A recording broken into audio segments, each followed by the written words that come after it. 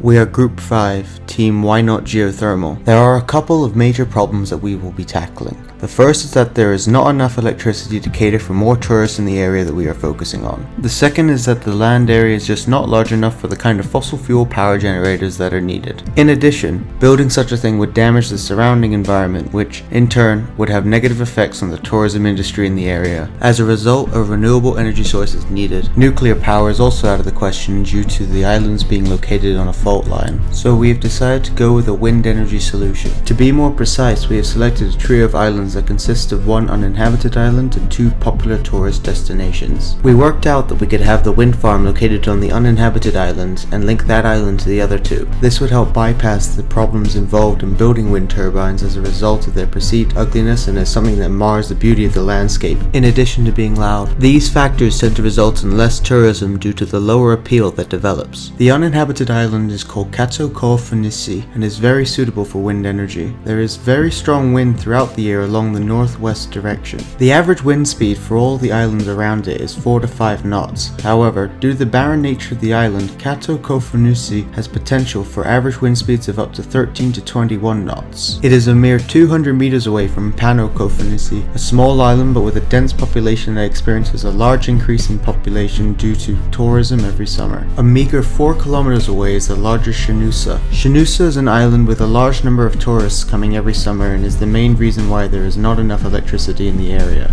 As a bonus incentive, there are reports of many investors being interested in large-scale wind projects for this area. The expected total energy consumption in the year 2020 is in the area of over 4,200 megawatt hours, with the Kofunissi Islands contributing to more than half of that. As far as the actual design goes, we decided on horizontal wind turbines due to their high efficiency and the large amount of research available, which would allow for accurate figures. We are looking at a turbine with a height of 78 meters and a rotor radius of 41 meters. The turbine model we have chosen is the E-82E4, which has a max power output of 3,000 megawatts. The energy capture for an annual wind speed of 5 meters per second is 2,940 megawatt hours, but for an average wind speed of just 7 meters per second, you're looking at 6,610 megawatt hours. Our average projected energy capture is 4,736.4 megawatt hours, so we plan to build two identical turbines. This would result in the average electricity production being 9,472.8 megawatt hours. The cost of the two turbines would come to £6.2 million.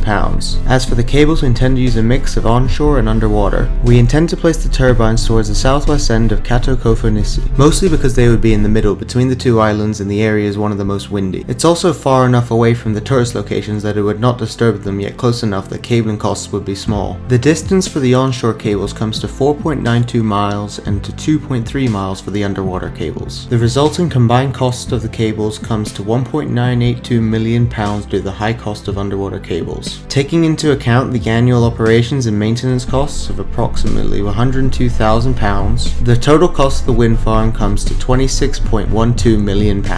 However, we would have excess electricity being produced. The amount we are looking at is 5,208,800 kilowatt hours. With an export rate of 5 pence per kilowatt hour, we project an annual income of £260,440 if all of it is exported. As a result, we will have a return on investment of 1.152 million every year, meaning it would take approximately 5.2 years to pay it back, a relatively short time. In addition, the European Local Energy Assistance support up to 90% of eligible costs for buildings and infrastructures in the form of grants. Taking these facts into consideration, we believe that the project is definitely economically viable.